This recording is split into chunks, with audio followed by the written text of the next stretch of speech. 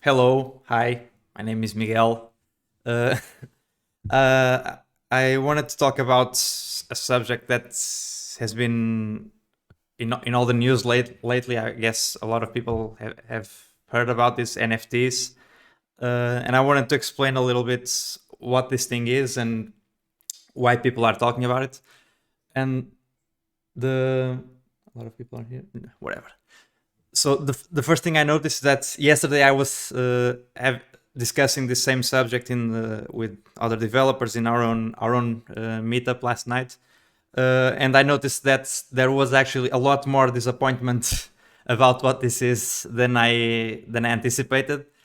So just a warning that apparently people knew even less uh, about what this is than I thought, which yeah brought some disappointment last night and maybe today as well, because technically speaking, this is not any major breakthrough, but we'll talk more about this later.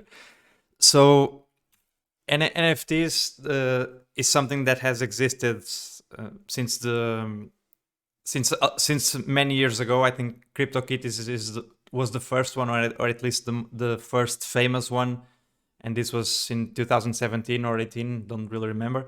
But nowadays has been a lot showing a lot on the news because people have been supposedly buying digital art and even burning digital art as burning real art, I should say, as probably some of you have seen.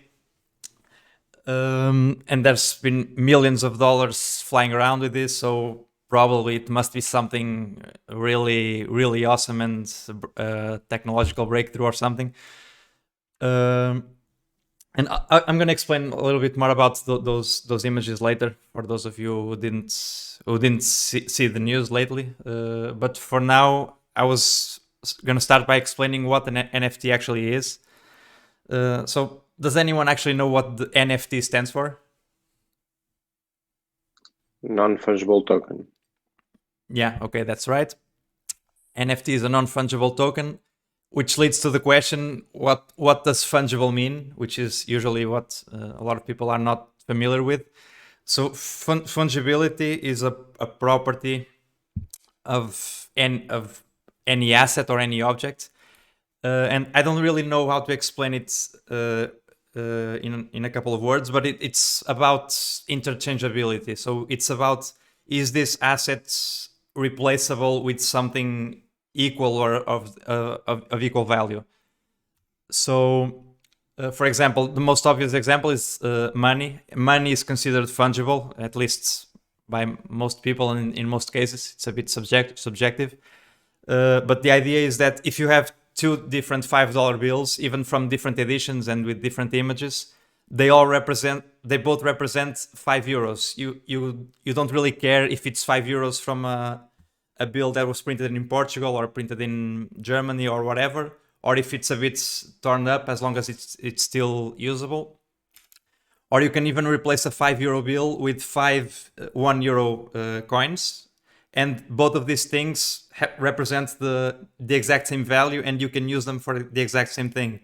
So for that reason, we usually say that money is fungible, and a lot of other things can be fungible as well, like wood, a random car, Bitcoin, more or less. Gold bars, for example. You can replace any of these things with an exactly equal thing that someone else may have, and you have the exact same thing. A non-fungible asset, on the other hand, is something that you can't easily or fairly replace with something equal. So art is an obvious example. The Mona Lisa is a unique piece. You can probably try to recreate or create a copy, but even if you match it atom by atom, it would technically be considered a fake copy. Or rare cards from collections, or rare comics. This one here is the #1 edition of Superman, which is one of the most valuable comics there is. People are technically irreplaceable, right? And just a side note, this concept is also a bit subjective because you can have things that can be considered fungible by some people, but not non-fungible by others. One common example is a wedding ring. So the couple that owns the wedding ring, probably it has a lot of emotional value to them, and it's therefore it's unique to them. But for someone else, it's just a piece of metal, and there's probably many other rings with exactly the same size and same properties. So it's probably only non-fungible for the couple or the people interested in it. And in just to show a couple other examples. So for example, an apartment in a building, you can consider it non-fungible because let's say an apartment with in the first floor is a bit less valuable than an apartment in the top floor where you have a better view. Switching from one apartment to the other changes some things, noise, the view, and so on. And even gold, even though I showed a gold bar on the previous the fungible category, this example here is a gold bar that's certified by Credit Suisse, and it has a serial number, this 442451 down here. And this means that this gold bar has a number assigned to it, and it's probably insured by an insurance company or by the bank. And that insurance applies to this exact gold bar. And so owning this particular gold bar is different from owning another gold bar with a different or without a serial number. So in this case, this gold bar would be technically non-fungible as well. So this is the only difference. It's a bit subjective sometimes, and it's just a way to think about different types of assets. And going back to NFTs, to the tokens themselves, and to make a comparison with how Bitcoin and other cryptocurrencies work. So Bitcoin is just a fancy way of storing a table that says the balance of each account. So we can have a state in Bitcoin where I have 5 Bitcoins, George has 3, Martinho has -2. This is technically impossible, but for this example. And Bitcoin and blockchain and so on is just a fancy technological way of keeping this table and preventing anyone from tampering with it or faking data and so on. And for the developers here, this is equivalent to keeping a map and where for every account we have a balance. The only difference between this and a non-fungible token is that each individual token has a specific owner, and there's no decimal places and so on. So we can have 3 tokens. I'm the owner of token 1, George is the owner of token 2, and Martinho is the owner of token 3. But what this token actually is, that's entirely up to whoever creates the token. So in this case, I can create a token where the token itself is literally the number 1 to 3, and that's it. Then it's up to us or up to the company creating this to create something that the token refers to or to give meaning to it and so on. But technically speaking, an NFT is just a slightly different hash table than a cryptocurrency. So for the developers out there, this is the only difference. You can leave the talk now. It's done. This is the point where yesterday people got disappointed.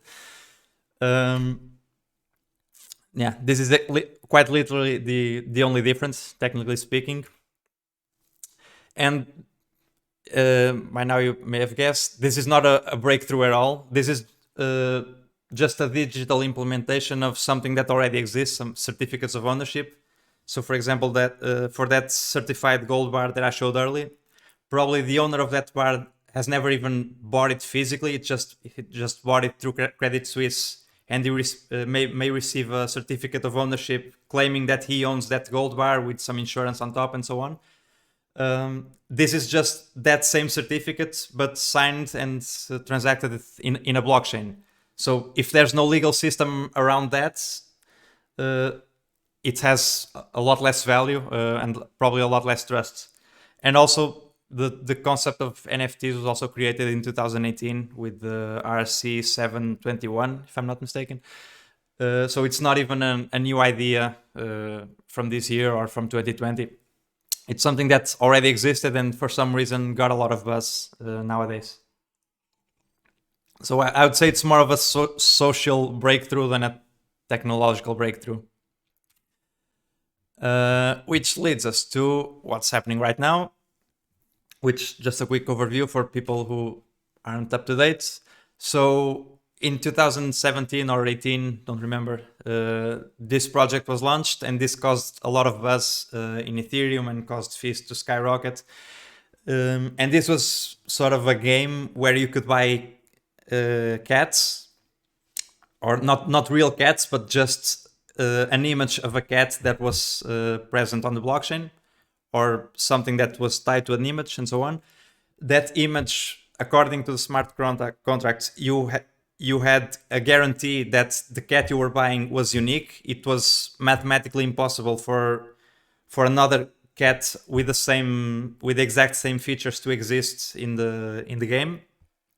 And then you could breed cats around, which would generate a new cat with different characteristics, and they had this whole breeding algorithm.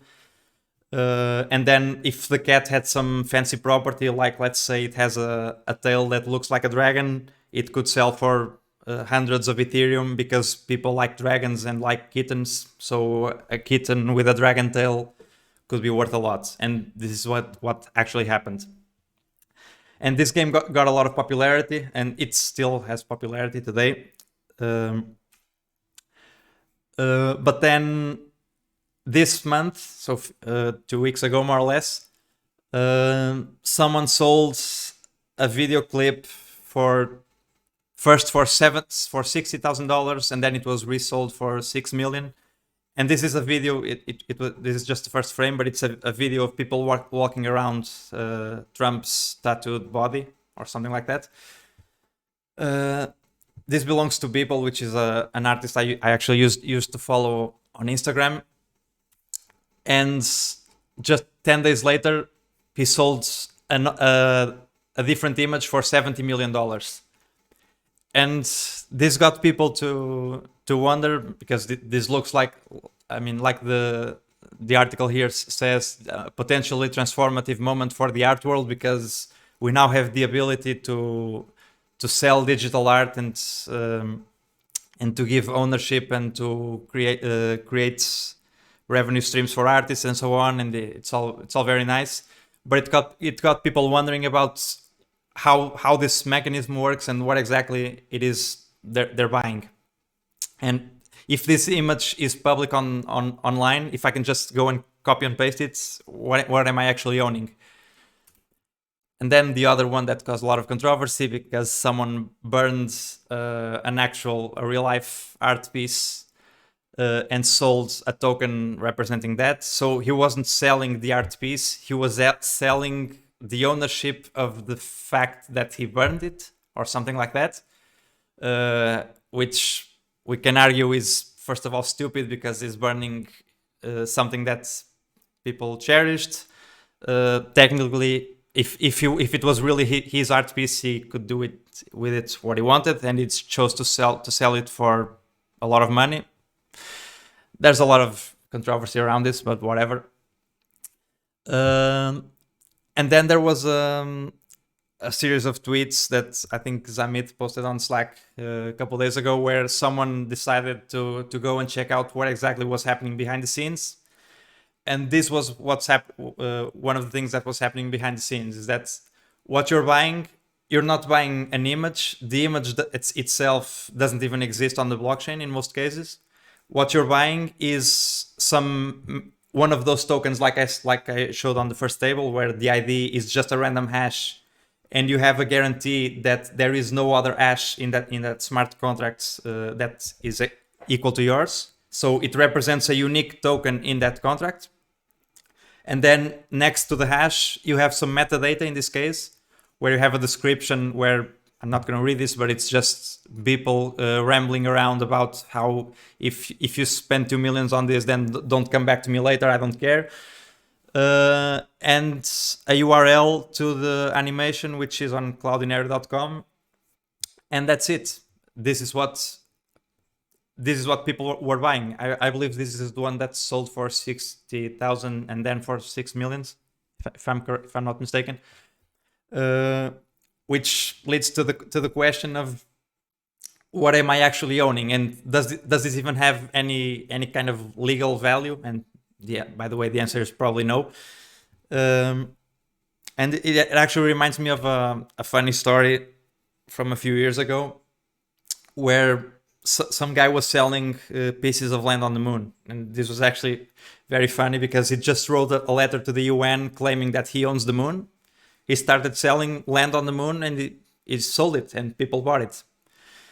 And whenever we actually colonize the moon, if we ever do that, maybe one of those people is gonna try to claim that he bought a terrain, so he should own that, and people are just gonna show him the finger because this is all pretty much a scam. Not saying that people who are selling art are necessarily a scam, but there's no real legal enforcement, or it's a bit shady, the fact that you're buying that art right now. And as people were asking me yesterday, nothing necessarily prevents the artist from creating a separate NFT on the side and selling the exact same art piece on a different contract. Technically, that's entirely feasible.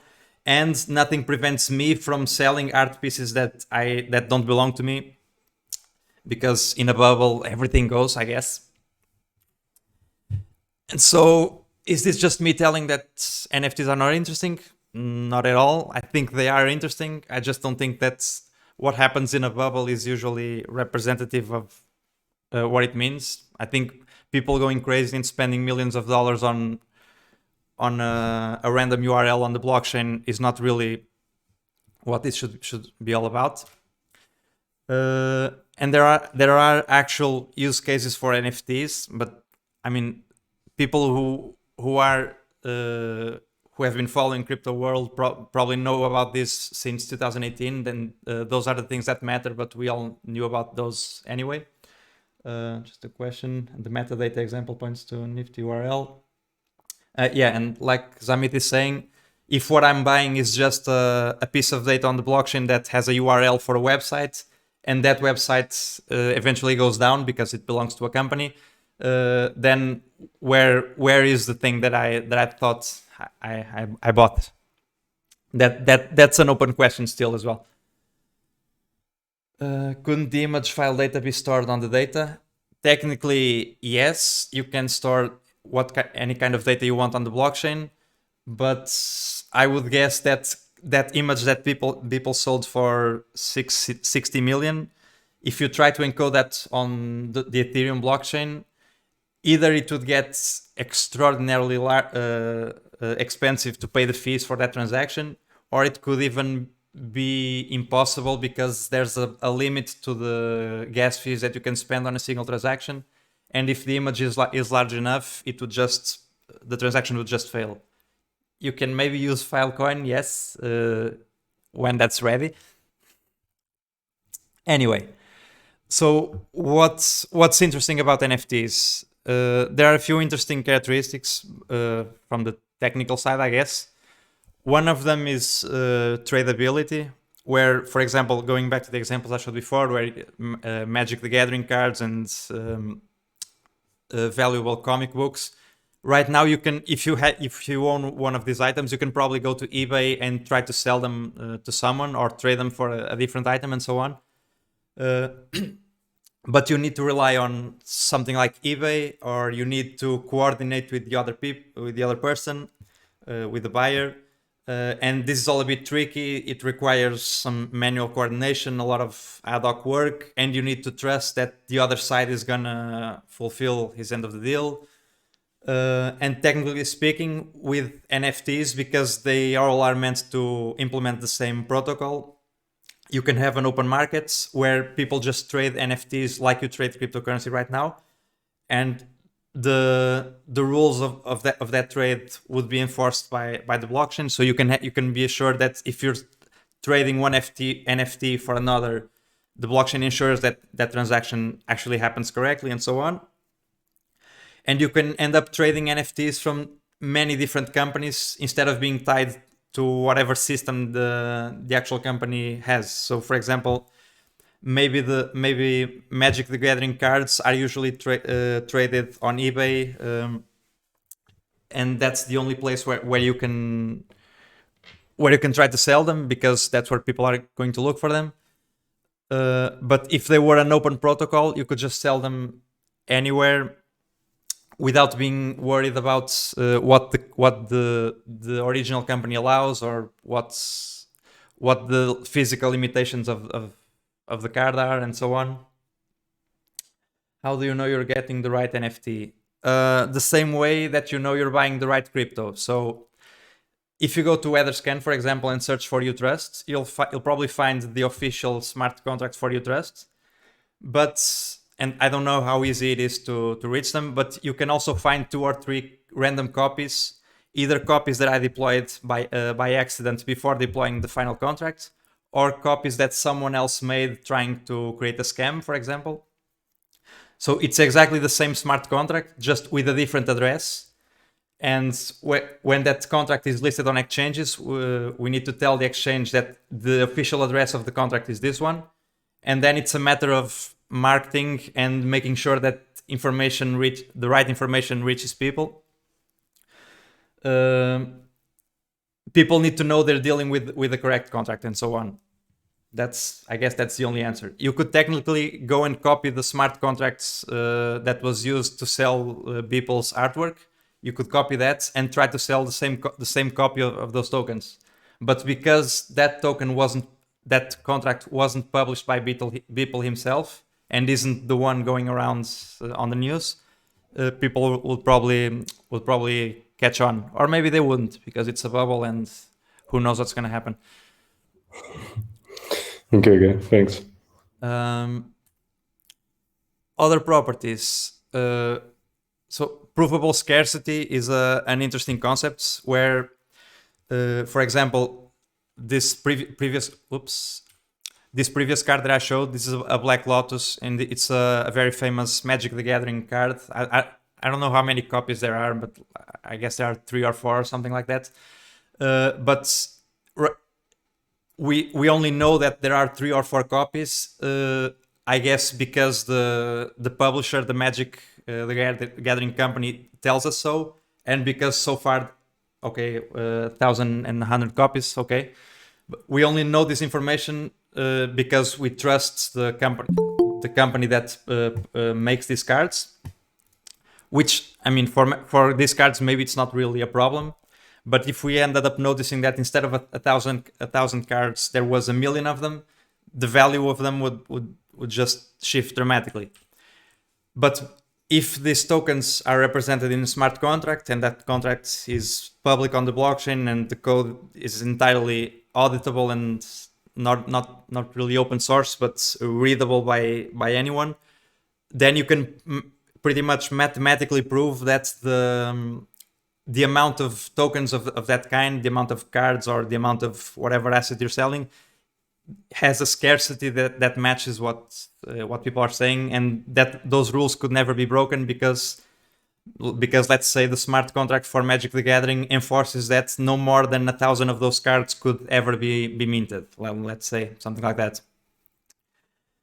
Or provable ownership, where you can use these smart contracts to prove that you own a particular token, which is different from being able to enjoy actually owning it, I guess. So you can think of this as selling tickets, for example. You could sell tickets to a concert via an NFT where each token represents a ticket. And instead of people having to give you a paper ticket at the door, they could just show them the doorman the crypto wallet or something like that, and he could verify on the blockchain that crypto wallet owns a token for that the NFT for that concert. This is not at all a shiny use case, but it's a useful one, I guess. And you can probably prove other things because this is, like I said, this is just code on the blockchain and it's entirely auditable. So if you want to create a token that represents something, you can just encode in the token itself whatever rules you think the token should have. And those rules would be enforced by the blockchain and would be verifiable by anyone and so on. without having to trust the company or the guy that created them. And then programmability, which is also very interesting. So this example is actually from CryptoKitties. So CryptoKitties is an NFT. It was published on the blockchain, and it's managed by a company. But because it's an open protocol and it's on the blockchain, anyone can interact with it. There were several unofficial side projects that happened around them. So one example was Kitty Race, where some guy just connected to the CryptoKitty NFT and created a game where you could, if you owned a CryptoKitty, you could enter a race with other CryptoKitties and maybe win money on that race. And this was only possible because the protocol is entirely open. So usually if a company released a game, you wouldn't really have access to interact with that game or to create a side game based on it or something like that. But being on a blockchain, this is just possible by default. So a few more use cases that I think are interesting and not really shiny like selling digital art, but whatever. So tickets, like I just mentioned, in-game assets, which CryptoKitties itself is an in-game asset, but I'm going to talk more about this later. Things like copyright checks or proof of existence. So this is an interesting concept where if the token itself is a hash of, let's say, a book that you've written, you wrote a book, you grab the entire text and you generate a hash based on that content.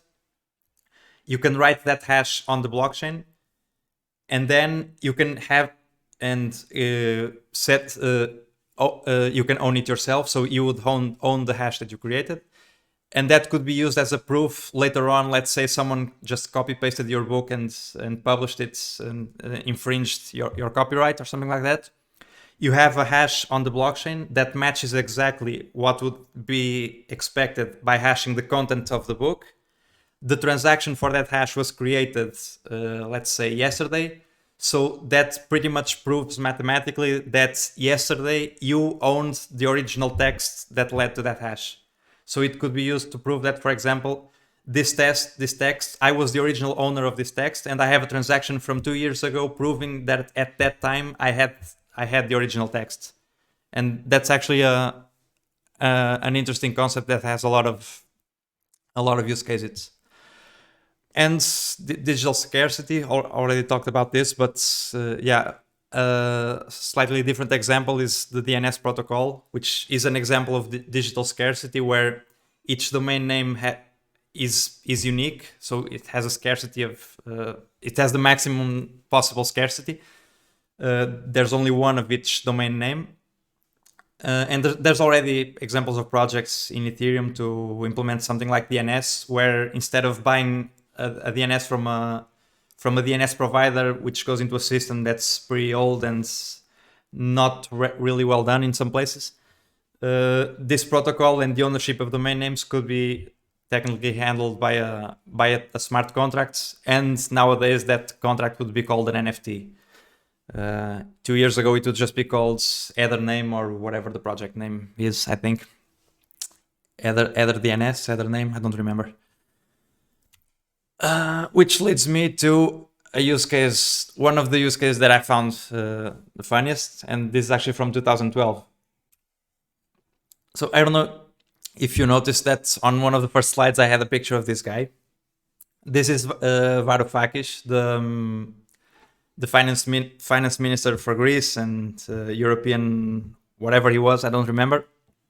What a lot of people don't know is that before being Greece's finance minister, he was an economist for a gaming company, for Valve. He was hired in 2012, says right there. I think he was there for 2 or 3 years, and he was hired precisely to be the economist in residence at Valve and to work on virtual economies for Valve's games.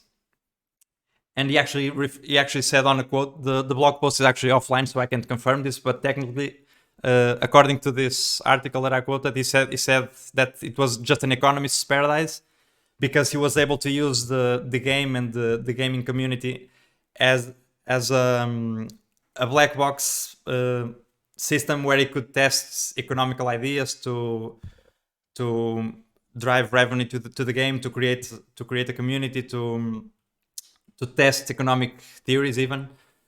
And what was he doing there? He was just selling hats. That was his job. I mean, not his job, but the thing he got famous for was for creating hats. Because there was one particular game, Team Fortress 2, where they created, and this was part of the work that he was there to do, they created in-game assets, wearables for the characters. So you could literally buy a hat for your character. These hats had no real value in the game, as in it didn't give you any extra powers or anything like that. It was just cosmetics. Some of those hats were rarer, were less scarce. I don't really know how this worked. I don't know how new hats got generated, but I know there was some mechanism for that. Some of the hats were really unique and therefore really valuable, either by being unique or just by being fancy, I guess. And this actually boomed and created an entire economy, and even separate trading websites where people were trading these hats. And I actually know a guy that a few years ago, one of his jobs, or either part-time or full-time, I don't remember, was to find these hats and resell them for a profit. There were people making real money out of this. And this could very well be an NFT, with the difference that the way it was implemented, you had to do it within Valve system. You were constrained to that game. If this were an open protocol, you could technically sell very easily Team Fortress hats for I don't know, a hat on FIFA 2000 something, if that were a thing. You could easily interconnect the assets of many different games, for example, or even trade them for CryptoKitties.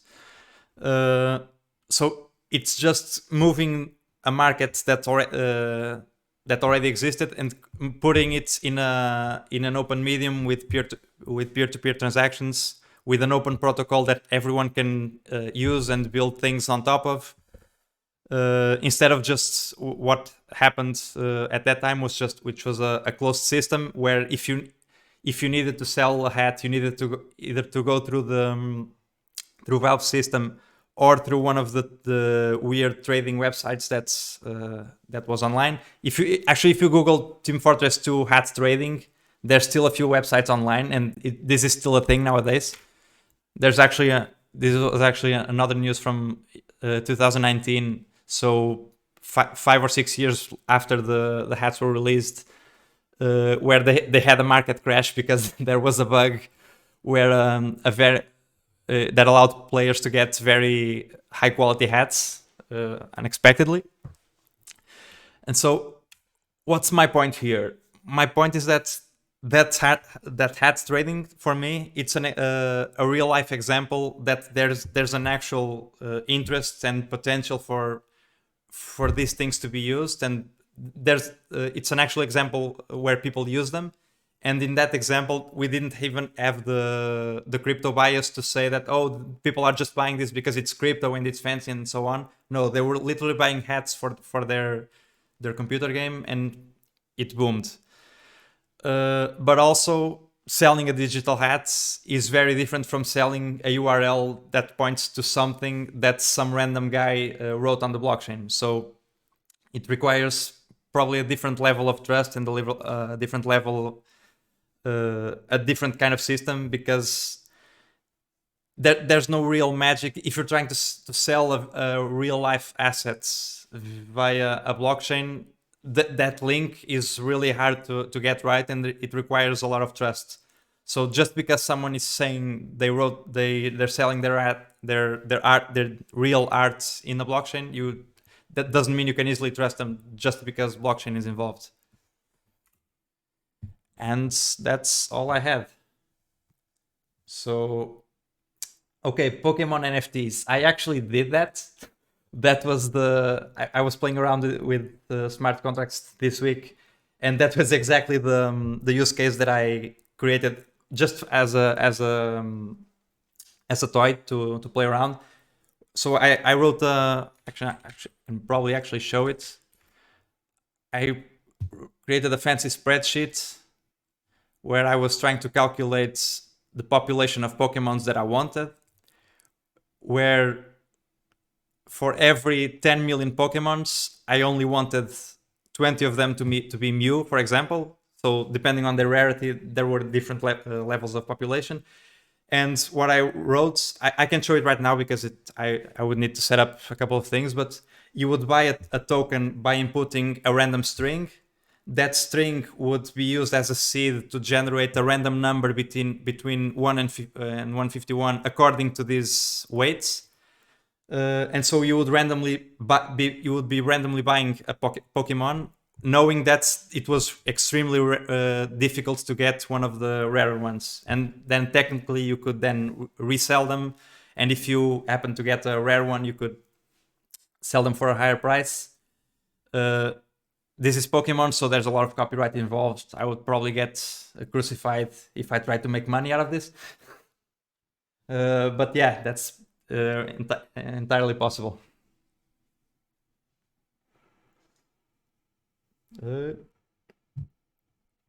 Even with the hats, it all comes down to Valve implementing or not that system. No, it's hard to see the difference. It would be up to Valve to implement the system, but once the system was up, it would be outside of Valve's control.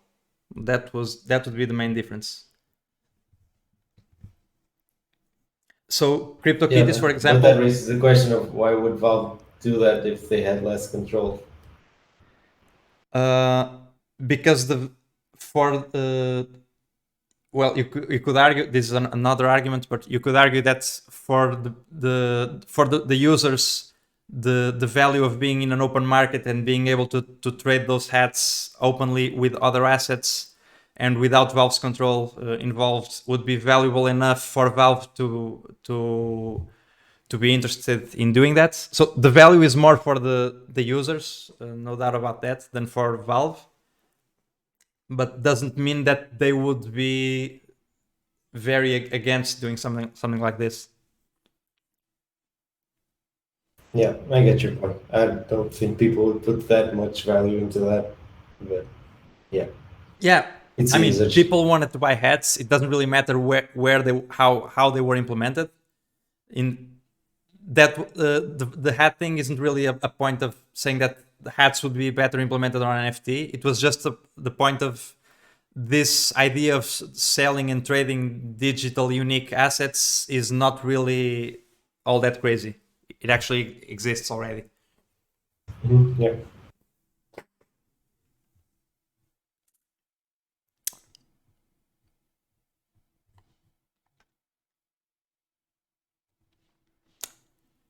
And yeah, if I guess there are no more questions. Demo. What do you mean?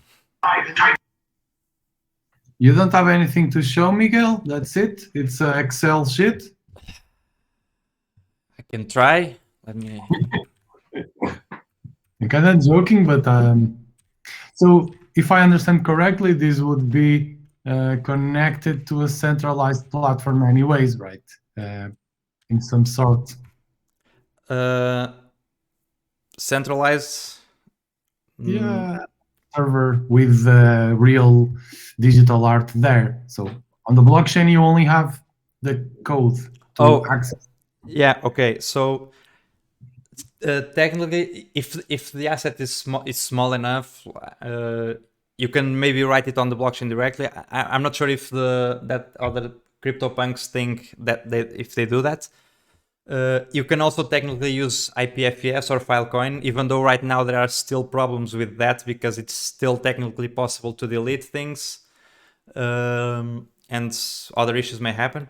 But things like IPFS and Filecoin are supposed to address those problems. They're not really solved yet, but so yeah, this is the thing that I did, where yeah, I have an Alice account that already has a bunch of Pokemon. We can see yesterday Gabriel is a Drowsy, apparently.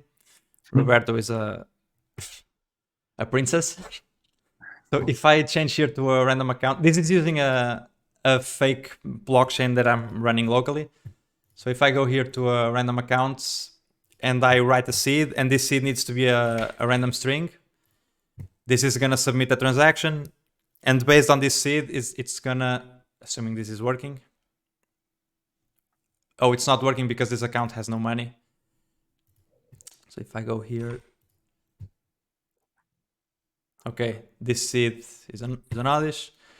And if I go here, for example, this one has seed 1, 2, 3. If I try to buy that same seed, it's not gonna work because that seed is already assigned to someone else. You could technically have a feature here to transfer Pokemons from one to the other and require some amount of money for that. So yeah, technically this is an NFT. It's not a very public one because it's only local and Nintendo would come after me, but this is all it takes. Really cool. Thank you, Miguel. It also has sounds, by the way. And if these sounds are hosted on just a random website where I found them, so Nice. they're coming from GitHub and whatever. So you're not even buying the image.